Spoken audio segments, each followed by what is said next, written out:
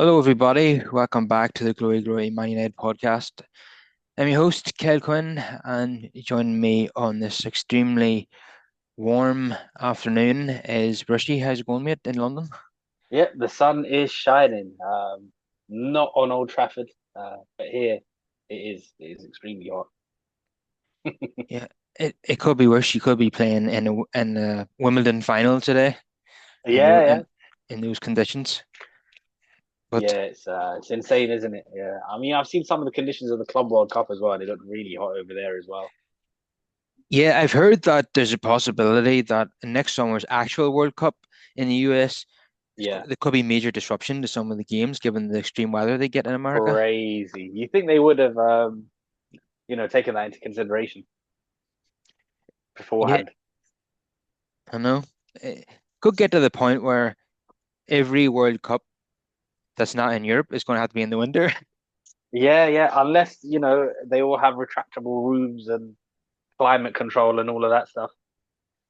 Yeah, but even if they do, the fans still have to travel to the ground and the players and all. Hmm. So if there Definitely. were, Yeah, and you you know, already know how I feel about the Winter World Cup, Kyle. I think it's an absolute farce, and we need to stop that I because know. it just messes up the entire footballing calendar. Yeah, it does.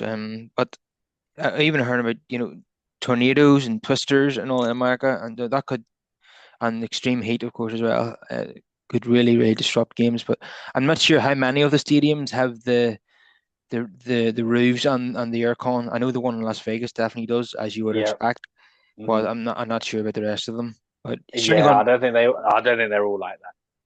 No, I wouldn't have thought so. It's Yeah. going to be interesting next summer to see how it goes. And, Hmm.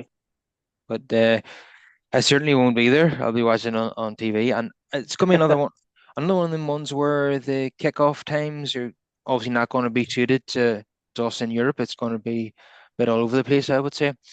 But I don't Yeah. think anything has been as bad as Japan, South Korea, when like the games are basically on during the night here, and even the night game in Japan was broadcast here at about 11 o'clock in the morning. So I don't think it'll be as bad as that, but obviously there's major, time differences in America Hmm. compared to here. Obviously they're 5 hours behind on the East Coast and 8 hours behind on the West Coast. So yeah, it'd be interesting to see what the kickoff times are in terms of the UK, but.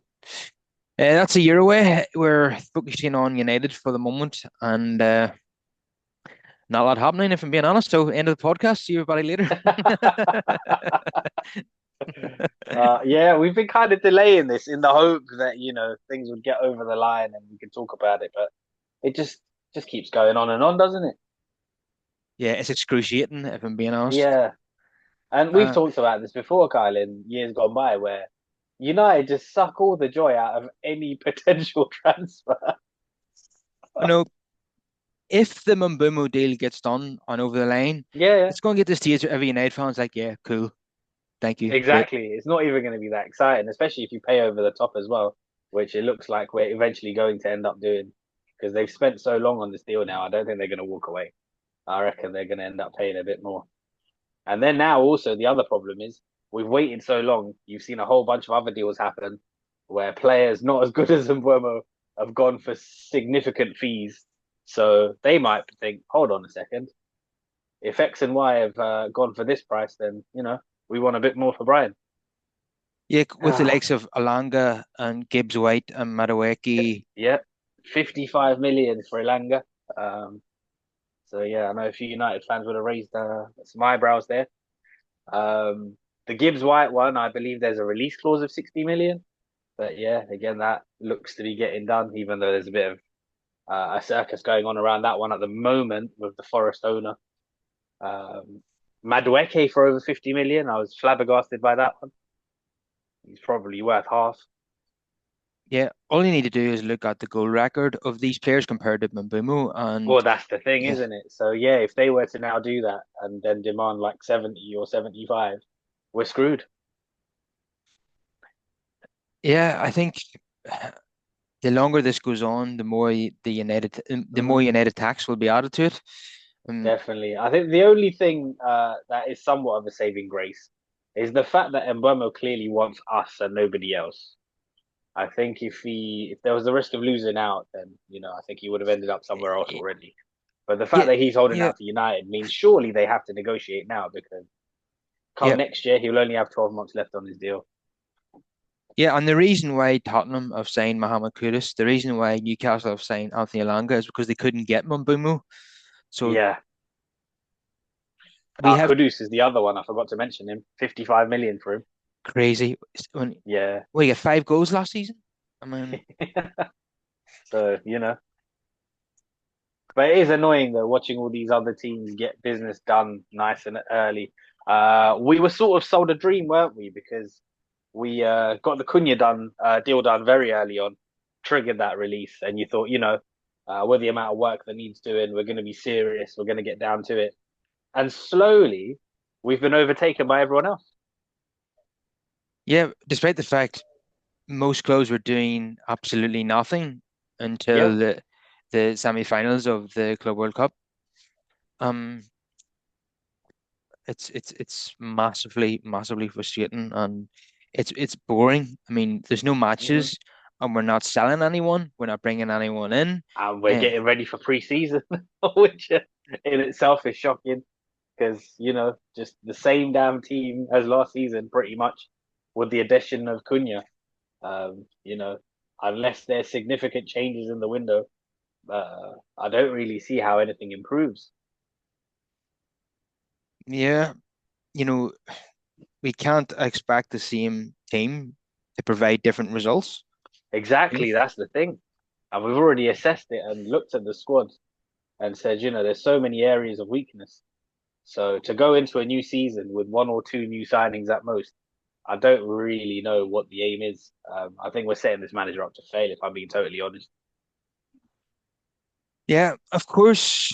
There's still about 7 weeks left of the window, so there's Mhm. still time to do stuff. And I know ideally we always want players in for the start of pre-season, but it's Yeah. not it's not FIFA, it's not Championship Manager. Yeah, it doesn't always work out that way, innit? And that's fairly, that's understandable. But as long as they have a plan, it's just that up until now, I'm not sure that I've seen any indication that gives us hope that there is one in place. Yeah, unfortunately, unfortunately with the Bumo fiasco, they're making the same mistake as what previous United regimes Hmm did, in that they're just targeting one man, and Yeah, the other club knows it, and they're just going to keep asking for more money because they know that United have a reputation for caving in and giving that money. What we should have done to show that things are now different is walk away and say we're moving on to somebody else. yeah. That would be a big statement. But the only thing is there somebody else as good as Mbumo who's willing to come to hmm Manchester United? Probably not. You know, is Yeah, there? that's the thing, isn't it? Because you look at the other people that have moved on as well. So even if people they had as like a B and C plan might now be at other places. So that's the thing. Yeah, certainly within the Premier League, I don't think there's a better player available. Yeah. There could be others in Europe that I'm unaware hmm of, but yeah, it's uh, I just say they have been negotiating this for a long time, and Yeah. it would it would actually look really bad if they just walked away now, and Yeah, absolutely. It's one of those, isn't it? So it's yeah, going to make between them a look. rock and a hard place. They would look really. Personally, for me, I actually think we've are fairly decently stocked in the 10 positions now. Um, if there, I think that for me personally, there's other areas that need more not more work. So I would have taken that Boba money and thrown it at one of the top strikers. But again, it looks as if Victor Gyökeres only has eyes for Arsenal at the moment. Victor Osimhen wants to go to Galatasaray. So again, you have to move fast with these things. So we're probably not going to be in the race for either. Yeah, I agree. I would prefer to sign a number 9 because, in theory, Ahmad can play Mbeumo's position. Yeah, Ahmad can play there. You've got Bruno that can play there, which would probably also help out the two in midfield because that's a bit of a conundrum there. if you move Bruno back, but in a two and not a three. You've even got Mason Mount. He's got plenty to prove, and I can't see us cashing in on him on this summer. So he's just there as the third choice, in the 10, and he's probably going to take up sort of the Ericsson minutes. So for me, this isn't like, an emergency, but obviously they've made him the main target, so you'll have to see how it plays out. Yeah, and even what's even worse is that nobody's leaving United either at the moment. Mm, Yeah, yeah. I mean, we knew that was going to be the case as well, isn't it, Carl? Due to the horrible, horrible contracts that some of these guys are on. The only thing I've heard, but I don't know how much of it is actually concrete. Apparently, Juventus have put in a bid for Jadon Sancho. I was seeing some stuff on the timeline today of somewhere around 8.6 million up front with about 4.3 in add-ons. yeah, so that roughly translates as 10 million euros up front with 5 million euros in add-ons. Yeah, Um, yeah. So in pound sterling, I think it works out to be about 12 and change. yeah, and I seen a fan's immediate response to it, and it was just Mm. take it, just get him out of here as Yeah, fastly, yeah, as quickly as basically. possible. Yeah, basically, I'm not going to haggle over another five. It's one of those. Even you probably have to pay him off as well. And I think we discussed before. Just if need be, just give him the money that Chelsea gave us if it Yeah, gets him out the door, because those wages off the books, it will just it will make a big difference. And also, just we just need outgoings, don't we? In general, you can't keep stockpiling these players and losing them for nothing. yeah, and the latest reports from Italy is that Sancho wants a 5 million euro payoff to Yeah, leave United, yeah. which we expected, but Hmm. it's the absolute cheek of the guy is just uh, unbelievable considering Yeah, what has he done in Old Trafford? Absolutely nothing. yeah. It And doesn't surprise me though. Like that's absolutely how I would have expected him to operate. And also, again, it's easy for us to say, but who the hell is gonna walk away from that sort of money that he's on? He's never gonna get this kind of contract again in his life unless he goes to Saudi. He's 25 years old. He should be in the absolute prime of his career, but attitude and all the rest of it has let him down, unfortunately. yeah, like a few others Hmm. who've come to Old Trafford and are still here, in some cases left. Um, Rashford being an example of that. Um, Yeah. I'll tell he you one that's frustrating me as well, Kyle, is Anthony, because he actually had a very good loan spell. And Betis have sold one or two players as well, and they've got some money in. But they've gone out and bought other players and not put in a bid for Anthony, which is quite frustrating. I know. I mean, if they love him so much, why didn't they Yeah. buy him?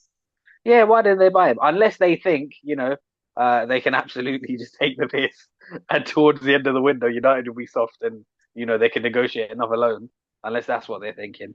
But you would think that if they got money in their pockets as well, they would try and make that move permanent. But that's not happening, which is, annoying.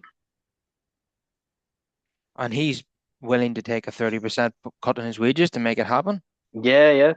Yeah, so I thought that would have been the more likeliest to happen. But even that, there's nothing there. The Rashford one, again, he's waiting around for Barcelona and nobody else, it seems. Well, we have got a boost, it seems, with that one in that Nico Williams is staying at Atletico Bilbao. Yes, and he signed a very long-term contract, hasn't he? So yeah, I think yeah, that's completely deaded Barca's interest. And I know they were interested in Luis Diaz as well, but in light of recent tragic events at Anfield, I'm not sure if they'll be willing to let him go. um, and Sky in Germany have said that uh, Marcus Rashford is now the number one target for Barcelona. And I was just, as soon as I read it, I thought, God, that's too good to be true. Surely it It is, isn't it? That's what is. I think as well. When I hear these things, if it sounds too good to be true, it usually is, right?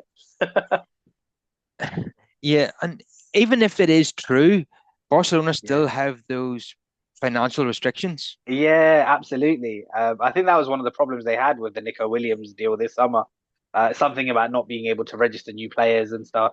So it's an absolute mess over there. Yeah, they signed Danny Almo last summer and they couldn't register Yeah, him at the beginning. yeah. It's just an absolute circus. So Yeah, they this, had issues in January as well, like at the halfway point, with the re-registering and things. So yeah, doesn't fill me with a lot of confidence. but they have Um, sold yeah, Fati yeah, yeah. to Monaco. Monaco, Yeah. yeah, he's gone on loan, but I think they've got an option. I don't know if it's an option or an obligation, but it's yeah. There's something in there where they can make that permanent. And our old friend Paul Pogba is joining them in Monaco. Yep, Mm. yep.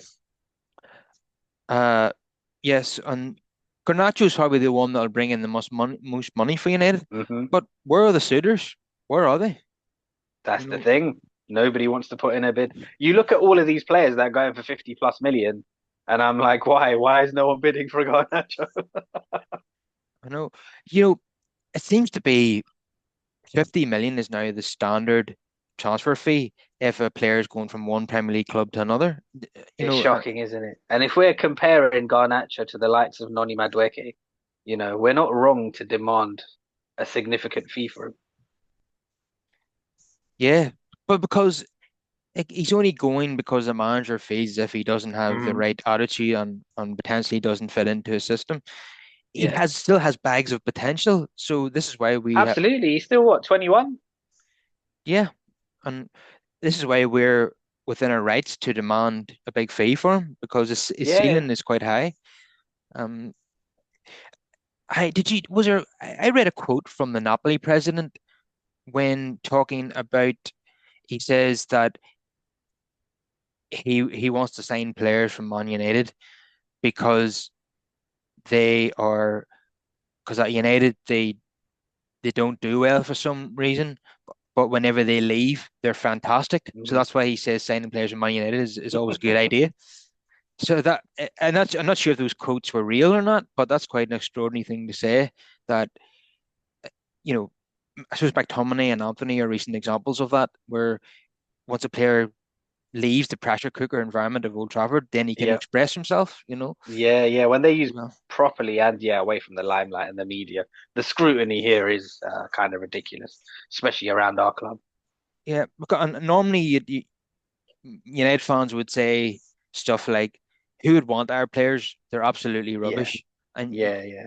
whereas the Napoli president is saying, hmm "I want to sign my United players because they're Yeah. playing within themselves at Old Trafford and they'll get better when they leave." hmm You know, and obviously he's thinking the same about Garnacho, as we've seen with McTominay. And McTominay didn't do too badly in terms of goals for Man United. He's definitely, but he wasn't our main man, and he's been the main man Yeah, for Napoli. But so I hope that Napoli will come in for Garnacho, but so far that's not forthcoming. It seems to be that everybody's trying to take the piss, uh, uh, in terms of selling and buying, because Brentford, the main example of a club that are just will not accept our offers for hmm Mbumo. They keep asking for more money, whereas when we're trying to sell players, nobody is making a bid. As you say, they're probably just waiting to the end of the window and knowing that we're desperate to get rid of them, yeah, and that they might be able to get these players on loan or on the cheap. So we're just totally in limbo at the moment, aren't we? absolutely, absolutely. And the thing is, we've got one hand tied behind our backs because until some of these players are gone, it doesn't really give us, a great deal of room to maneuver in the market either. And the longer the window goes on, the more a lot of the main targets this summer move on to other places. So then, you're shopping bottom of the barrel again towards the end of the window, panic stations. Yeah, that seems to be the direction that every all roads are pointing to at the moment. That it's going to Yeah, be a very busy August again for Man United, and you know, imagine bringing just one signing to America on the preseason tour. yeah. You know, And then you're trying to embed these new players in, into as the season starts. yeah, So and yeah, it's difficult. we're not starting against Sunderland or Burnley. We're starting against No, Arsenal. no. Yeah, yeah. And then we play last season's top four in the first 8 games. Yeah, very much like the start that David Moyes had, which is not great news Yeah, if you're Amorim. yeah, no, and I'll tell you what, at least David Moyes had, on paper at least, a good squad on his hands. The Mhm. defending champions. Like this current team is far from it. Far from it. We're gonna get 2 wins on the bounce. I mean, yeah, like this is starting to get a bit concerning. A couple of weeks ago, I was thinking there's still time, still only June. Hmm. We need to be a bit patient, a bit more patient. But now I'm getting impatient myself. We're we're not far away from our first friendly of the season against Leeds in Sweden, Yeah. and then after that, they're flying into America. And for Kuna and I suppose Diego Leon, a kid, for them to be the only signings is absolutely Yeah, ridiculous. it's very concerning. Yeah, see, with Leon, I really like his interview and what he said. Um, Oozing with confidence. We've spoken about how he's built as well for a young man, But again, it's a big, big jump up, and he's coming from South America. Like the culture, the language, it's going to take time. The weather, even to settle in and acclimatize. So, I don't know what to expect from him, but we can't Yeah. just chuck him in at the deep end. But the current weather will suit him. I Oh think. yeah, the current weather, yeah, he'd be loving this. Yeah, but culturally, it'd be a massive shock to the system, I would say. You Yeah, know, huge, huge. So it's important to, that he has his family and support system around him. But yeah, it's insane. so he's confident that he won't be loaned out. He thinks he's going to impress right away in his Hmm. preseason friendlies and make himself first choice, which I hope he's right about that. But what I've heard is that he might play a few games with the under 21s first to try and see Yeah, what level he's at the moment. yeah, definitely, definitely. Personally, for me, like I wouldn't keep both him and Amas. One of them, I think, needs to go on loan to better aid their development. Yeah, and you do need one for competition for Dargu. Yeah, We can't yeah, be having definitely. Well, this is the other thing, Carl, because because of our inability to get rid of no one, guess who else is there and in contention because we can't get rid of him? Malasia. I mean, I suppose in that case that we didn't pay that much for him anyway, so Yeah, we'd be happy to accept anything, I'm sure, to get him off the books. But again, total lack of offers. yeah, Uh, yeah, yeah. I had one rumor of like a £3 million bid, and I was like, really? Like we paid like 14 for him. He was part of the team at PSV that won the title, but they didn't want to keep him. well, what I understand is that he wasn't a regular starter for Yeah. PSV. Uh, so yeah, I think that injury has really curtailed his career massively. Hmm. See, that's one of the issues when it comes to looking at him as a potential purchase is that, this guy's had a serious injury. Hmm. He's And he's for a been long time, we didn't even know what was wrong with him, did we? We were just told that he's just out, you know? yeah, he's So had I think there could be more there that they're not really revealing. yeah, so we could end up having to loan him out again till his contract's up. Yeah, It's just a total mess at Man United at the moment. But it is. been major news today in that Andre Onana is picked up a hamstring injury, which rules him out of pre-season, and he could be out for up to 8 to 6 weeks. So United have not been linked with any goalkeepers really Yeah. to a major extent. We can't go into the season with Bayern Deer as our number one goalkeeper. We can't go No. into the season with Onana as our number one goalkeeper, but Yeah. And it's Tom Heaton's what, 39? yeah, and never plays anyway. Yeah, Um, yeah. I think he's had something like 3 appearances in the last 4 years. so what I'm hoping is that this will kick United into gear and prioritize signing a goalkeeper because we needed one anyway, but we definitely need Yeah. one now. You See, know, this is why I said last month that I would have taken that Kepa deal for 5 million as mm, the replacement for Bayern, someone who mm, could have come in on the cheap and tested yeah, for and the first spot as a yeah, stopgap. although United would have been it would have been 10 million for United. Ah, Um, yeah, yeah. Even though there's a 5 million release, it's yeah, 10 for United. 50% tax. Mm. Um, yeah, because he's not going to play at Arsenal with Raya being there. Yeah, not really. Like it would have made sense for us because because of our current situation and because we're tight budget wise. I thought it would be a decent little stopgap who can come in and challenge, and even if it doesn't work out, you can move him on I know, and as long as the wages aren't ridiculous.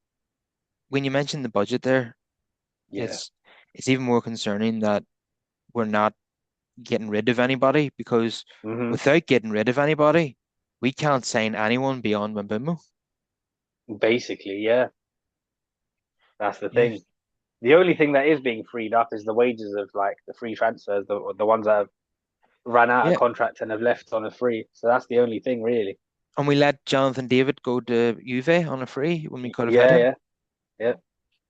I don't know what the situation is there with Colin Moani. They might be trying to sign him too. Otherwise, if there was any hope that he would be available on a loan, I wouldn't have minded that because he had a quite fruitful spell at Juve. Yeah, and Vlahovic is there as well. He could be available. Yeah, yeah, yeah. And then I think they're trying to get rid of him as well, but obviously he's on very big wages. He's on about 285 a week, I think. Um, Second highest paid striker in Serie A behind Lautaro Martinez. Yeah, yeah, I would probably take him to be honest. I seen he scored against Man City in the Club World Cup. And I, talking of I, strikers, Carl, you probably were flabbergasted by this as well earlier in the week. But we had the bombshell from the Athletic that if things don't go to plan and United don't get anyone by towards the end of the window, the three big options are Jamie Vardy, Callum Wilson, and Dominic Calvert-Lewin. you know, they what has happened is that these players, their agents, have offered them to Man United. Yeah, that's absolutely what's happened. But because we're all so sensitive and struggling with PTSD, I saw people just losing their minds. Yeah, there's no way United are going to sign these players. Yeah, yeah. And if they do, then serious questions need to be asked. Like DCL that you mentioned there, Yeah. Dominic Calvert-Lewin. Like, there's nowhere we're going to sign a striker who has an even worse goal record than Rasmus Højlund last And season. a horrible injury record as well. He hasn't been like anywhere near decent in about 3, 4 years. And even then, at his plump, I would have, had some concerns, let alone now. Yeah, he hasn't been good since Solskjaer was United's manager, Hmm. so that's a no-go area. Yeah. And Callum Wilson's another one, just loads of injuries. He actually knows how to score a goal in the Premier League. I'll give him that.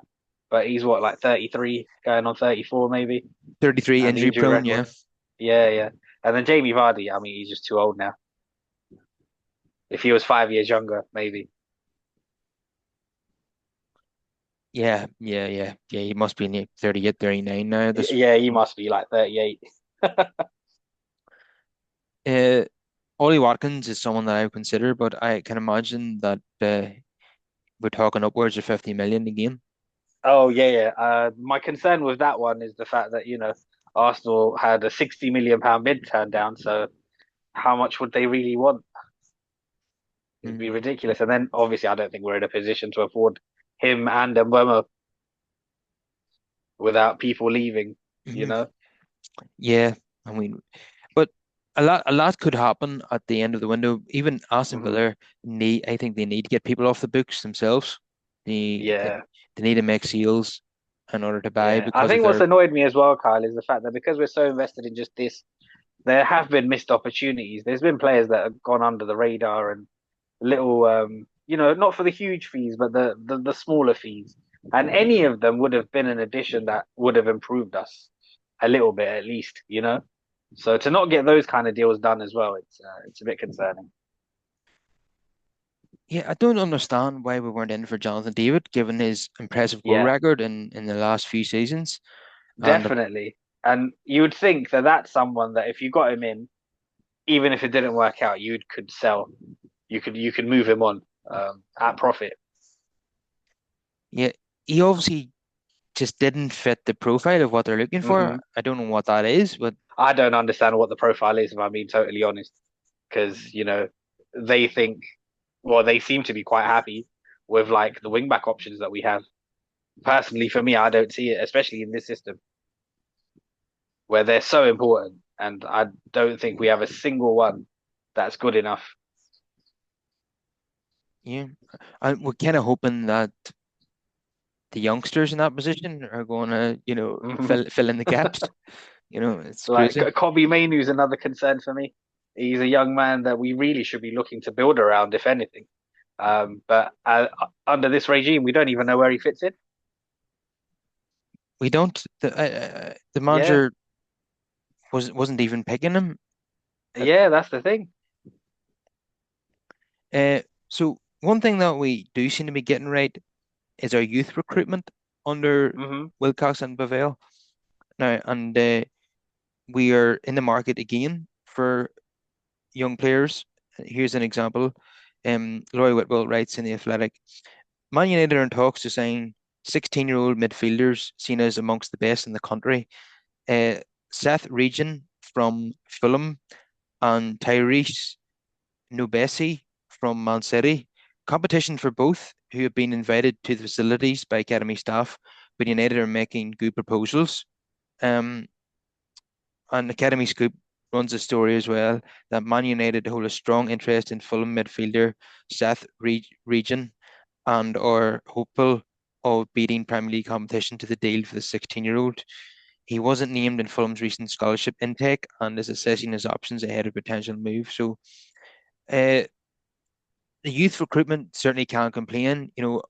Already, Aiden Heaven is in the first team picture. Tito Obi has been getting appearances in the first team setup. He's been scoring on the postseason tour, and we'll probably see him on the preseason tour as well. So we're bringing in players even younger than that, from other clubs. So we're doing good business there. I think we signed another youngster from Le Havre, where we got Pogba from, Oh, and the striker, isn't it? yeah, yeah. And do we immediately Yeah, run him out to yeah, Lausanne in yeah. Switzerland, one of Radcliffe's other clubs, Hmm. something like that? Uh, Yeah. and I just seen a clip there on Twitter of JJ Gabriel's, is that 14-year-old that United have, that Hmm. they're now going to tie down to a new contract. And like every club in the world was interested in getting him because he's that good. Yeah, a lot of hype around that kid. So that's yeah. I like all of the moves they're making for the youth team. It's just about bridging that gap, isn't it? But yeah, this is good stuff. I like that they're scouting the country and plucking talents from other academies and whatnot. This is what we should be doing. Um, the only other thing though, like I do remember under Murta, we did this sort of stuff as well. Got right back Gerardo, Alvaro Fernandez was one of them that came in. Hannibal Mabry, that one was a very expensive flop in the end. But yeah, no, this is good. This is good stuff. Um, we just have to be very patient and not expect too much. And as I say, it's bridging that gap because we seem to be getting ones that are a bit too young to make that step up. So it's great what they're doing, but those kids just need to be left alone for a couple of years, and then we can go look at it later down the line. Yeah, it's going to be about 3 or 4 seasons before we see the fruits of our labor. Yeah, yeah. And what I'd like to see as well is us loaning these kids out as well once the time comes. Once they're like 18, I don't want them just sat in the under 21s or reserves. They need to be out and about getting first team experience elsewhere.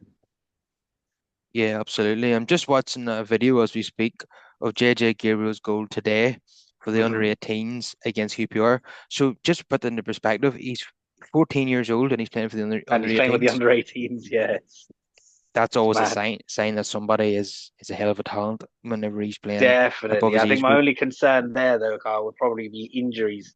Need to watch out for those. Mhm. Plenty of those to go around at Old Trafford, that's for sure. Hmm. Um, No, but especially because of the size difference as well. When you're that young and you're playing with kids that are much bigger than you, I think that's always a concern for me. yeah, but he seems to be doing well at the moment and injury Yeah. free, so hopefully Yeah, that's yeah. Long way to continue.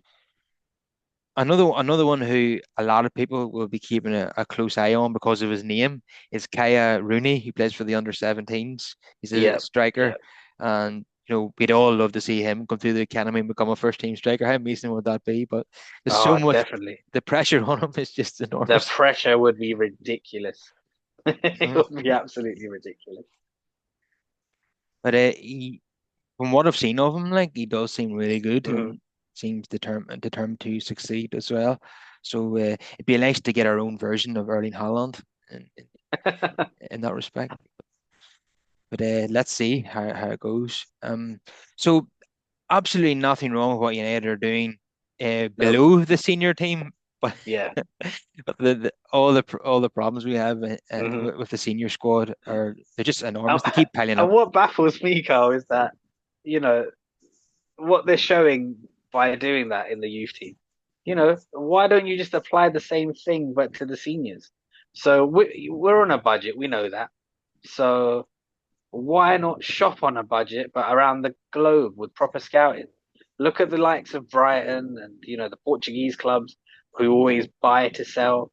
Why don't we get that sort of infrastructure in? We need to, go grab these South American kids or whoever when they're available for sort of 5, 6 million here and there before they make that next step up and are worth, ungodly amounts. Yes, but you could argue that with Diego Leon, it's exactly what we're doing. So Yeah, we need to be doing more of that, stopping the we need to be players, doing more of it. Yeah, definitely. stop these players going from to Brighton and then Hmm. being charged 100 million a And few years bloody later. Chelsea as well, because they seem to be signing every child who can kick a ball. Yeah, United are actually in the process of bringing in a senior the recruitment officer that's going to work beneath uh, Christopher Vival as the head of recruitment. So they're still recruiting within that department, Hmm. still recruiting for the recruitment department, uh, even during the transfer window. So they still haven't finalized all their roles, behind the Nope. scenes. So and Vival is definitely very, very good when it comes to signing young talent. He is Yep. got a lot of contacts out there and watches a lot of youth football, obviously, and Wilcox as well, especially within the UK. Wilcox certainly knows what he's talking about when it comes to young players, and Vivo Hmm. obviously knows the European market, the South American market, because he's worked at Red Bull for a large part of his career. So I wasn't surprised that he was given a full-time contract, and so them two. But as I alluded to earlier, we might it might be 3 or 4 years before we see the fruits of their labor. You know, if Yeah. we're signing 16-year-olds, we have to be patient. And Hmm. and even if they only get half of these right, that's going to be fantastic for our first team. Even if only half of them make it, that's a really good percentage. Definitely, that would be a great return. Yeah. Um. So I have no qualms about our youth recruitment Nope. or the way our youth teams are performing. Not Yeah. not at all. It's just uh, I suppose the stench of Ed Woodward is still lingering in the first team. Like Jadon Sancho's wages are just such a massive That problem. that's the thing, isn't it, Carl? Until these last few contracts are gone, Mm, the remnants of Ed Woodward are going to be there. So we just need that one final cycle to be over. mm. Yeah, and then we can finally move into a new era. But it's been a turbulent year at United, and we can't afford Yep. another one because if it gets worse than this, then it's relegation. So it's difficult to accept that after finishing 15th, we're now at the 12th of July and we've signed one senior player. One player. Yeah. You know, Yeah. And you incredible. look at the league table last season and where we were, and you just think, how how are we going to turn this around with just one guy coming in? Yeah, and we have to be so careful about these PSR rules. So we Hmm. need to sell the back. We're going to be doing a lot of wheeling and dealing in August. That's the way things are going. Um, Yeah. we're going to be, And if we don't, like I say, I already see the writing on the wall for Amarim. They're yeah. setting him up to fail. He's also a very stubborn man, but then again, I blame this more on the club because they should have known this during his interview process. Surely you know what a man's about before you bring him in. You can't then be shocked. You know, If we're not making at least five senior signings in this yeah. window, And he this is. is the reason, Carl. This is the reason Liverpool walked away from him because they weren't willing to commit to that kind of change away from what they had. And then I'm sure he had talks with West Ham as well. I don't know what the problem was there. That might have been an issue as well. I don't know. If we're not willing. to make, we're all willing, obviously, but if we don't manage to make five senior signings in this Yeah, window, Amram is toast. absolutely, absolutely. There's so many flaws I see in this team, and I don't know how you fix it, to be honest. I know, certainly not doing a good job of fixing it at the moment, but No, I do sympathise at the same time. When you've got yeah, Brentford being unreasonable, and you've got no, definitely. I nobody understand bidding, that. I think it's just the lack of other activity yeah, and nothing else that and, annoys me. and You you've got know? nobody bidding for the players you're trying to sell. What can you do? Yeah, yeah, yeah, It's up to these players' agents yeah, to drum up some interest, and they're not doing a good job of definitely. that. I think Like, the other thing that irks me as well is that even if Mboma were to come in, I don't see how two tens drastically changes everything else that's going on with this team.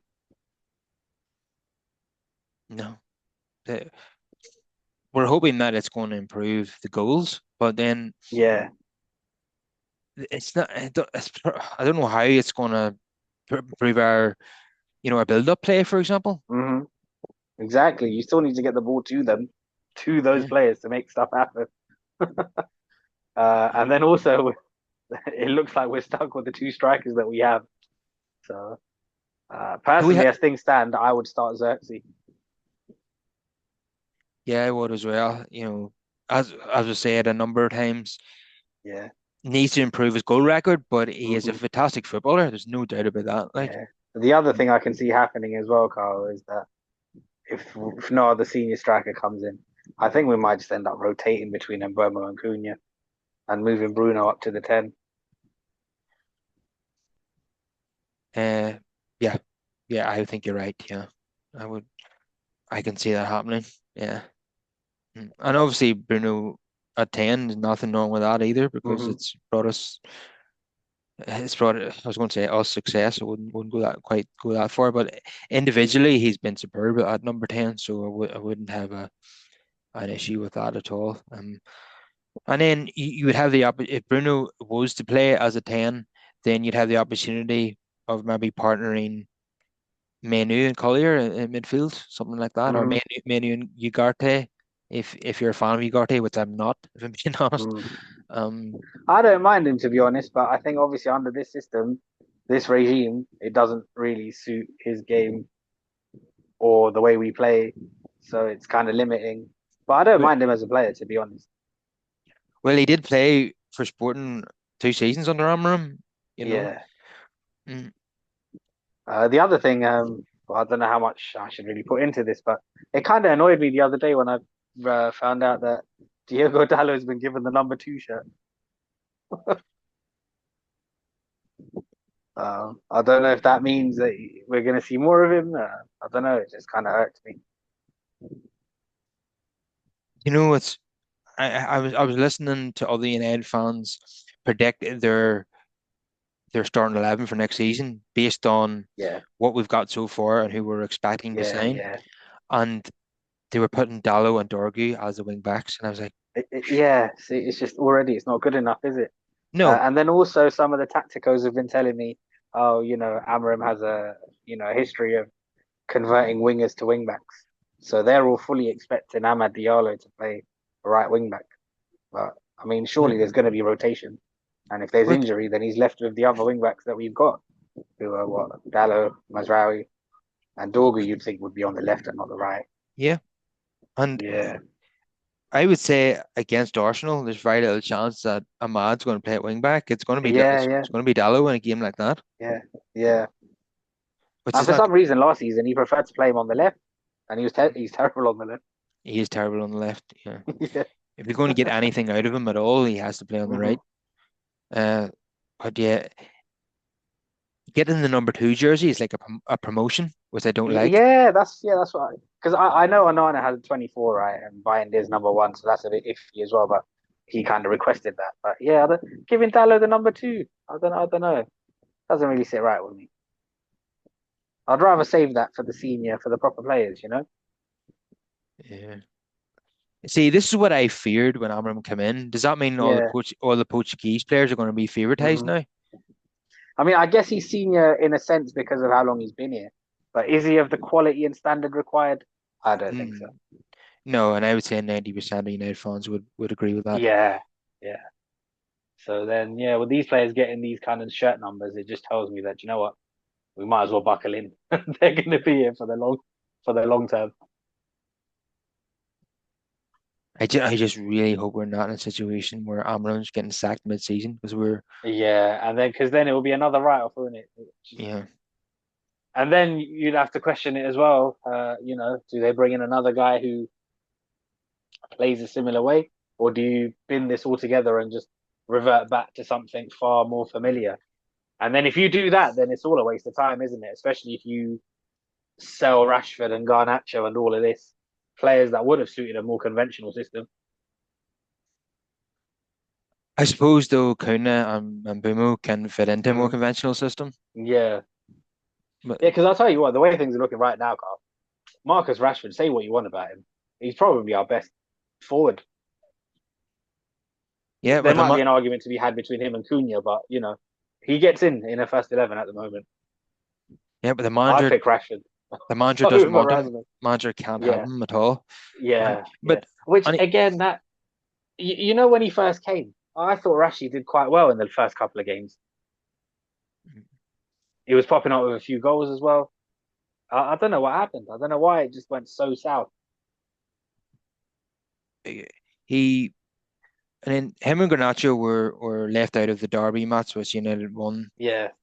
and then Garnacho was straight back in, and Rashford stayed out of the team. But if you remember, Hmm. 2 days after the derby, Rashford did an interview with Henry Winter, saying that he wanted a new challenge, and I'm sure that really pissed the manager off. Hmm. That's not the way to respond to being dropped by going doing Nah. an interview with a journalist saying you want a new challenge. Yeah. Yeah. Definitely. Definitely. Yeah. I Uh, think there's been too much drama in it, so I can totally understand. But it's just that in the predicament that we're in, if I'm being honest, on paper, he's more useful than what's left. yeah, but But yeah. if you're a manager and you want to install authority and Hmm. discipline, you're not going to tolerate players that are just don't they don't respect your authority or they're not disciplined enough.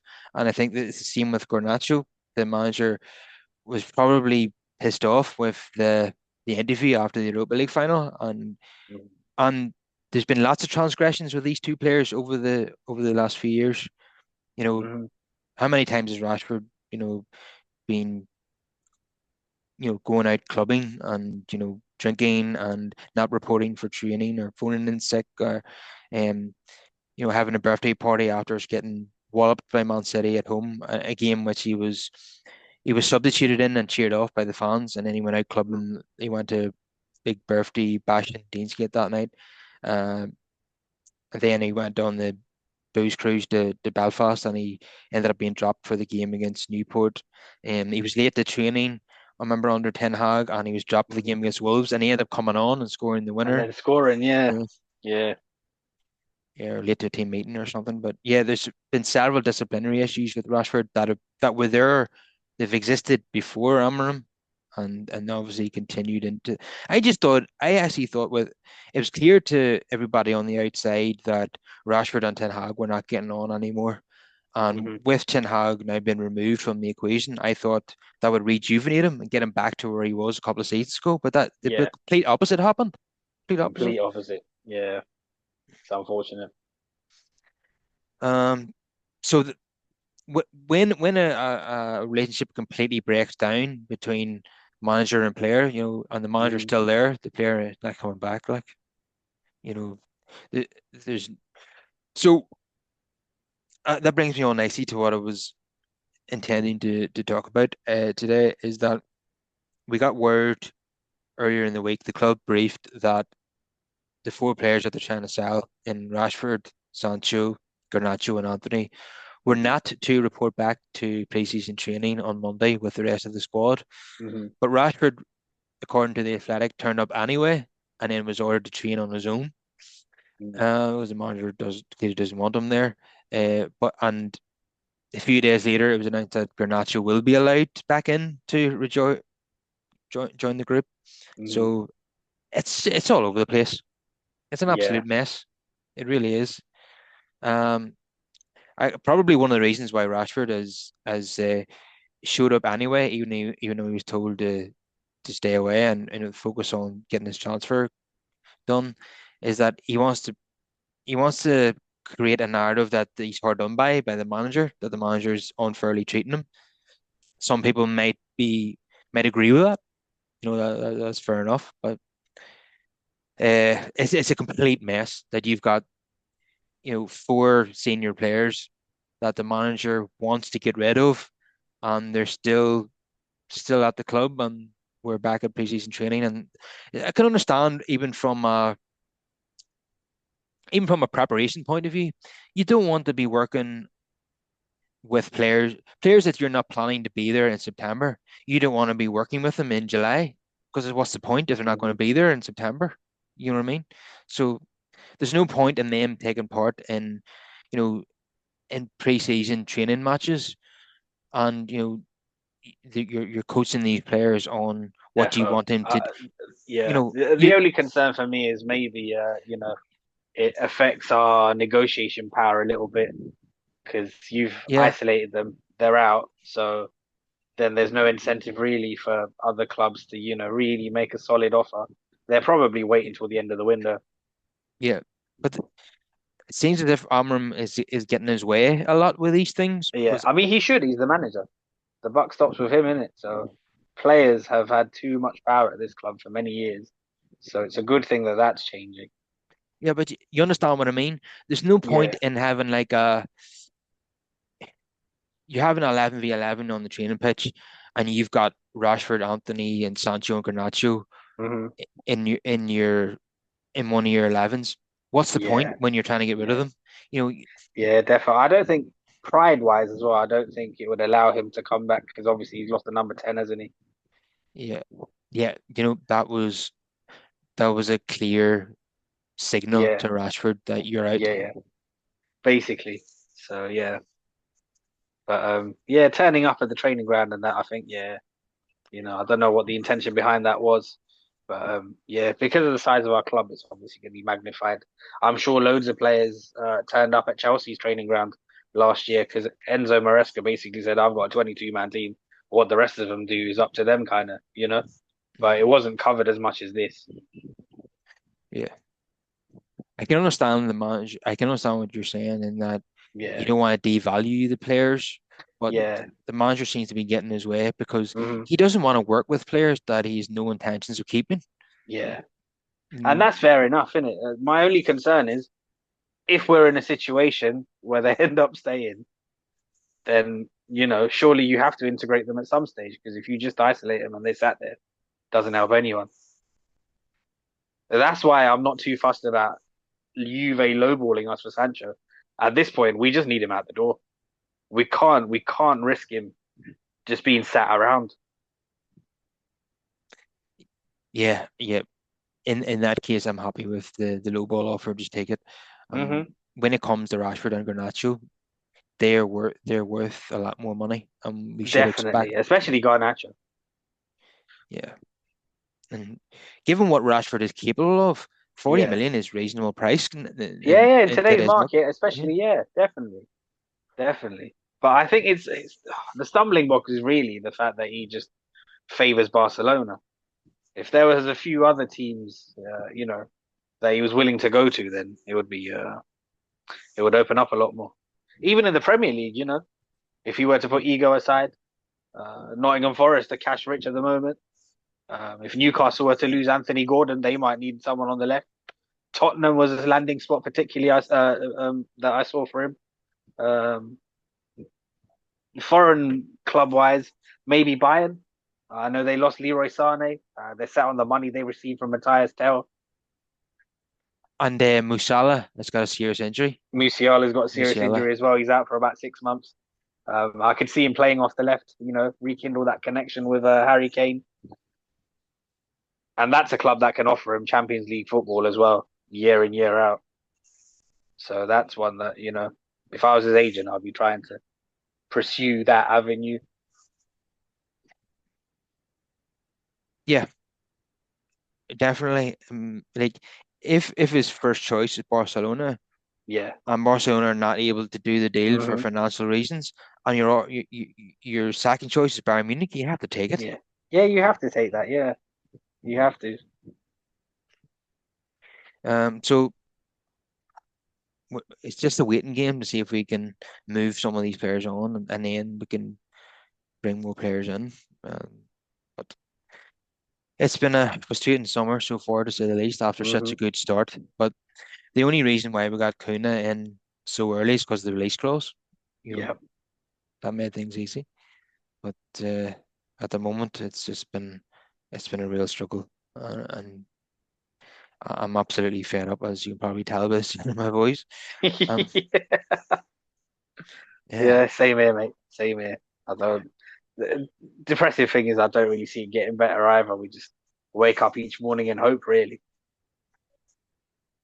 yeah, we're just hoping for that tweet from David Ornstein. Yep. You Yep. know, every time I look at my phone and it's a notification from Ornstein that says exclusive, I'm like, oh, Yeah. please. And then it's like Arsenal are interested And in he's Madueke. basically the authority now, isn't he? He's taken over from Romano in terms of reliability. Because Romano now, it's kind of tabloid stuff. He tweets every 5 minutes about everything. A lot of it's Yeah, unnecessary. yeah, he's given an update without giving you an update. Yeah. It's just rehashing, regurgitating the same Hmm. information. Yeah, it's Whereas, just nonsense a lot of the time now. and sometimes it seems to be Ornstein is first a lot of the time as well, Hmm. and Romano has to, you know, Play say, catch up. yeah, he's playing catch up. He's saying when Yeah. he then gives his update, he says as per David Ornstein. So it's Hmm. yeah, he's definitely the man. When it comes to British football, anyway, Ornstein's Yeah. definitely the man. Whereas I suppose Fabrizio was not always going to be first, considering Hmm. he's basically the world football, transfer guru. Hmm. He's constantly reporting on different things around the world, so he's not always going to be first. Uh, but yeah, hopefully one of them is going to bring us some good news in the next few days. But Hopefully. but one thing that I have to mention, and I never thought that I'd be talking about this, was what happened to Diogo Jota and his brother Andre Silva. Oh, Absolutely unspeakable, wasn't it? It's hard to put into words that. yeah, I didn't have words to be honest. I was just like everyone, I was just shocked. So tragic. Only 28 years old, had his whole life ahead of him. And he'd just gotten married as well, 2 weeks prior to the tragic events. And there was a picture that was proper heartbreaking on his wedding day, and he's got three young children as well. So huge, huge loss. Um, yeah, and then for his parents as well to not only lose one but both their children. So all around, just horrific, really. And them two brothers are the only children that his parents had. I think so. Yeah, Oh, that's really, really, oh, that's yeah. heartbreaking. So to lose both is it's insane. And the other one was 25, so both very young. I thought it was very classy by Liverpool. Liverpool have they've retired the number 20 shirt in his honor, and also they're going to honor the rest of his contract as well. And I think they also have offered to cover any educational expenses and stuff for the children. So I thought that's quite nice. Yeah, definitely. It's Yeah, just one of those things, isn't it? How it just puts everything into perspective. yeah. The fact that Liverpool have lost a player doesn't matter. What really Yeah, matters here is that someone's life has been lost, and yeah. A young man's life with a family and everything to look forward to. Um, and also it just exemplifies how fragile this thing called life is. He's celebrating winning a Premier League just 2 months ago, lifting the Nations League, getting married, and then all of a sudden it's all just gone. It's very unpredictable. This. yeah, and he was advised by doctors not to get on a plane because he had a lung injury or something. Mm, And so they were driving to get the ferry from Santander to Portsmouth. And yeah. obviously they didn't make it. They were they overtaken another car and the tire blew out and it flipped over and the vehicle went on fire. It was a Yeah. Lamborghini. So the initial accident investigation, this is not the you know this is not the final report, but the initial findings are that they were doing well over the speed limit, Mm, and that they think that Diogo Jota was the driver of the car, but this mm, is by no means the conclusion. Um, so yeah, this is a this is what I would advise everyone to be very, very careful when you're on the road. You know, don't be speeding because it could be dangerous. You could putting yourself and others in danger. definitely. Yeah. Yeah. Um, And the other thing as well, these supercars, they're so volatile. The moment of any kind of impact, they often burst into flames and that as well. So you've really got no chance. It reminded me of what happened to Paul Walker many years ago. Um, and the other incident it reminded me of as well was Jose Antonio Reyes, mhm. former Arsenal man. It was a similar thing in 2019. I think him and his cousins were traveling somewhere, and yeah, he was in a car accident and he passed away along with one of his cousins. The third one survived, but again, similar sort of thing as well, where he'd recently retired. He had got married as well, left behind children, and was just devastated. Yeah, and I think the tire blew out in his car as well. So Mm, I wonder, is the heat one of the factors when it comes to things like that happening in Spain? I think um, yeah. a tires are more susceptible to blowout in hot Mhm. conditions. Um, Yeah, I think it's so important as well, isn't it, to raise awareness and to keep on top of these things in terms of maintenance. yeah, and supercars, yeah, as you said, are very dangerous. Yeah, They very can dangerous. they can they're very, very quick.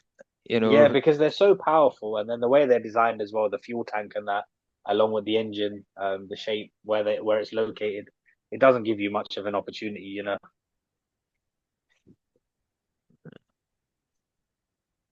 yeah, yeah. It was pretty galling Yeah, yeah, it's looking at horrible. the wreckage. Yeah, Hmm. yeah. There wasn't much left.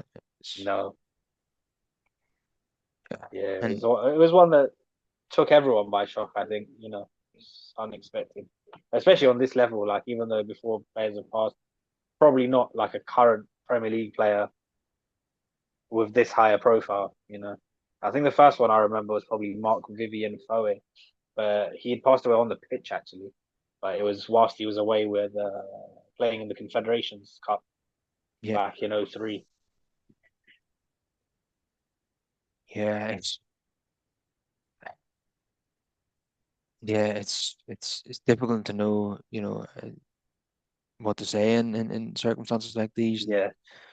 and but yeah, as you say, it's extremely rare for a current, Hmm. Premier League winner, for that to happen, Yeah.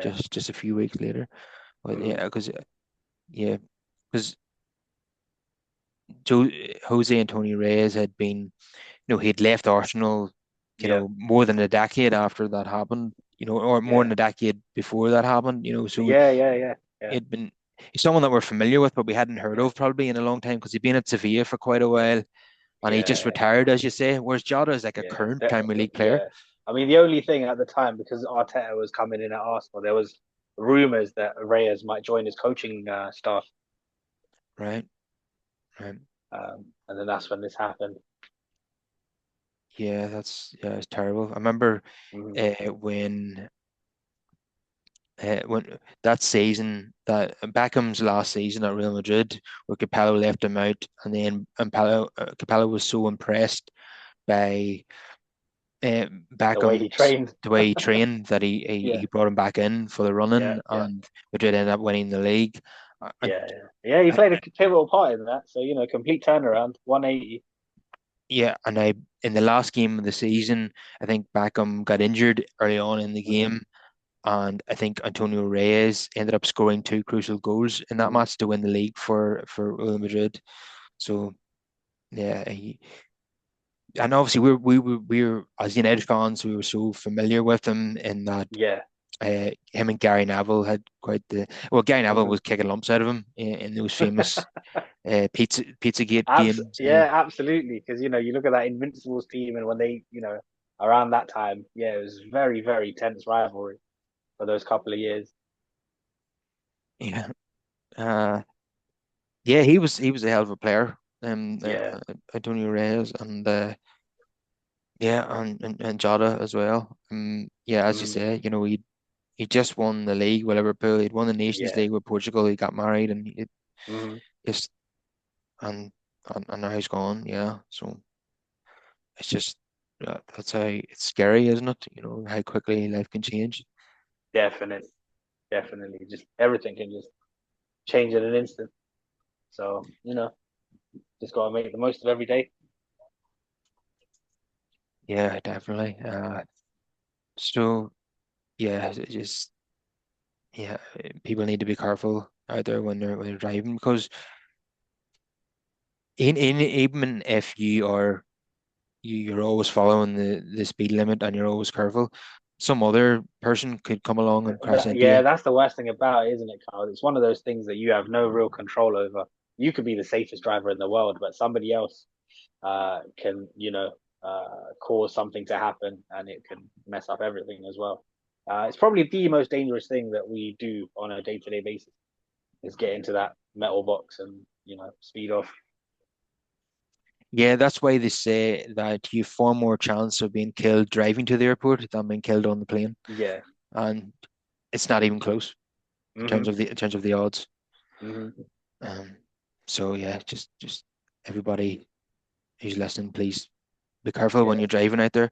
It actually annoys me sometimes when you hear like youngsters driving their car going bum bum bum bum and then Hmm. driving about you know 70 or 80 miles. Definitely, they're a lot more reckless at that age, aren't they? I think it's reflected in the insurance as well, especially for young boys. I think they get charged the most as well for insurance. Yeah, Um, and yeah, the boy racer tag that comes along with it. But yeah, you're more prone to just recklessness when you're younger. You don't really assess the dangers. Certainly as you get older, you realize these things. yeah. In my opinion, you shouldn't be allowed to drive until you're 25. There's no way that 17-year-olds should be allowed to drive a car because they're too immature. Yeah, Yeah, I think personally for me, I think dash cams should be compulsory. I think all new cars should come with fitted in dash cams. It shouldn't even be an option. You know, everything needs to be recorded to yeah, try keep people on the straight and narrow. There's no need for it. There's no need for these unnecessary risks. Um, yeah. any kind of overtaking, speeding, like what are you really going to achieve by getting somewhere 5 minutes quicker? I know, but I agree with you, but there's so many people out there. They're always in a hurry and just Yeah, pisses yeah, me off. yeah. You know, one of my pet hates when I'm on the road is when Hmm. somebody's right behind me and there's barely even a gap. Like if I was to hit the brakes, they'd be straight into me. Like they'll be in the back of you. Yeah, what's the need? What is the need? And did when you learn to drive, you're told to keep a car length between you and the next car, Yeah. but the people just they don't listen. No, it all goes out the window, innit? As soon as they get their license, nobody drives like they did when they were learning. Hmm. Unfortunately, No, they definitely don't. down here, Carl, Yeah, some people don't even indicate. It's a madness. well, that's yeah, and that's dangerous as well, especially for Yeah, pedestrians. yeah, When you definitely, definitely, yeah, yeah, uh, s- so let's hope that things get better for Man United in this market. But I definitely have to say that for a few days after what happened to Jota and his mm. brother, I wasn't even interested in football, to be honest. Yeah, yeah. That same here, same here. Like, yeah, and I felt like that could be felt even on the timeline and stuff. Even the likes of Romanos weren't putting stuff out, and rightly so. Because at a time like that, football doesn't even matter. Rivalries don't matter. None of it matters. You know, Yeah, it's yeah, it is interesting though. It's something that brings all of us together as well. So yeah, in yeah, closing, I just want to say, all our thoughts are with the Jota family and Liverpool during what they're going through. Yeah, it's an extremely difficult time, and yeah, it's good to hear that Liverpool are going to provide a lot of support for the family, and it's a really classy Yeah, thing to yeah, do. it's the very classy thing to do. Yeah, it's very nice. Okay, we shall leave it there for today. Please, everybody, smash a like on the video, subscribe to the channel, and get more of your comments in on Apple, Spotify, or YouTube, wherever you're tuning in to the podcast. And thanks to everybody as always for tuning in, and we will be back next week, hopefully, and with Hopefully, some, with some better news. yeah, but we have been saying that for a while now. Yeah, yeah, get repetitive now. Take care, all. All right, see you later, Brush. Bye bye.